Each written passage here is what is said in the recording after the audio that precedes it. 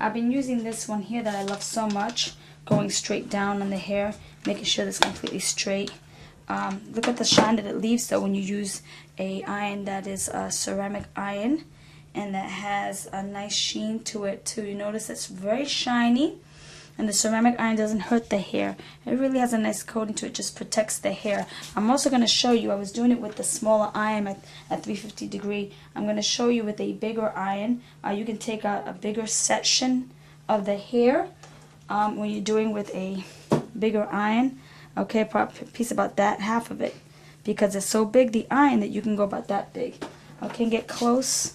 Again, get close like that, and just puff it so it won't hurt her, and go straight down to her very ends. Okay, so if you got a big iron, you can use it. You'll end up being, doing things faster. You don't have to go for the smaller one.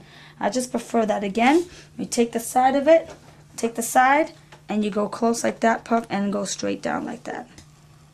Okay.